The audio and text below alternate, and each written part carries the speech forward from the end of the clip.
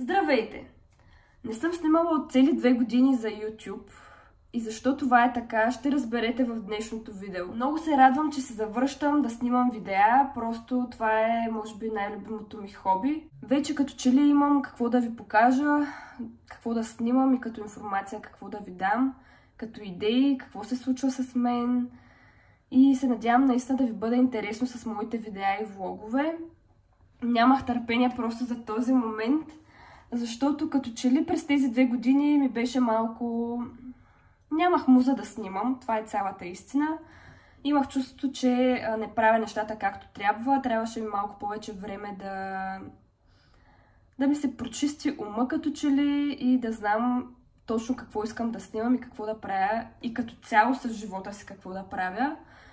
Много неща се промениха, но само едно не се промени. Това е партньорът до мен. Дори от половин година живеем заедно, така че много съм щастлива за този факт.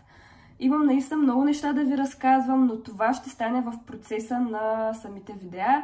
Правя това видео, за да обобщим какво ще снимам за напред и какво може да очаквате от мен.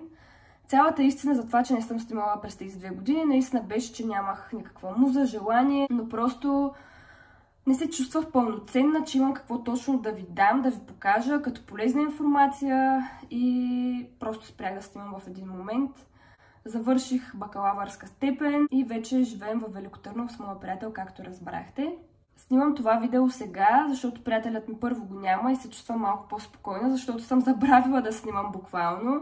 Тоест не съм забравила, но по-скоро ми тече по-бавно мисълта, отколкото ми се иска.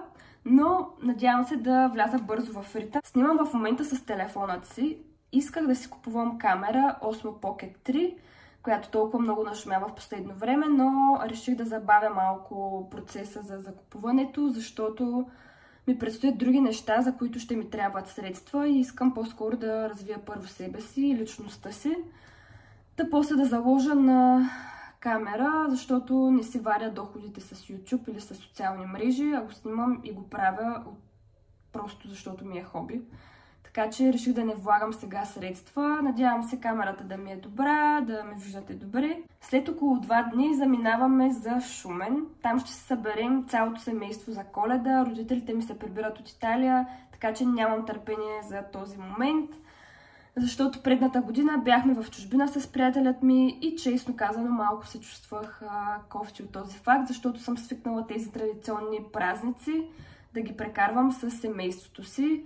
Това са моментите, в които през годината се виждаме най-често, за жалост, но да, ще се прибираме към Шумен, ще започвам нов влог тогава, по време на празниците. Ще снимам оттам, ще направя един коледен влог. На Нова година ще пътуваме с моя приятел на по-топла дестинация, така че ще снимам и оттам, ще бъде много яко. През новата година почти всеки месец ми предстоят някакви много готини събития, ще ви взимам с мен, наистина ще се старая да снимам по-често. Също така исках да ви спомена, че ако моите близки не решат да се включат в моите влогове, няма да ги снимам, не искам да им влизам в личното пространство, но предполагам, че ще бъде супер забавно, ще видите цялата фамилия, голямото ми семейство и се надявам наистина да ви бъде много приятно с мен. Да обобщим, видеята ми ще са свързани с пътувания, мода, тенденции, ежедневието ми и всякакви такива неща, които на мен са ми интересни, защото имам TikTok профил, в който снимам само мода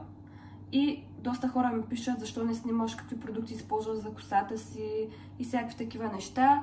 Тези неща ще ги показвам тук, ще снимам по-дълги видеа, а в TikTok е свързано само с мода, съчетание на дрехи, дневно облекло, само мода и тук там е някои нови пратки, пак свързани с дрехи и козметика. Така че тук се надявам да снимам повече и всичко, което ми харесва на мен. Няма да се задълбочавам само в една среда. Ще снимам това, което на мен ми харесва.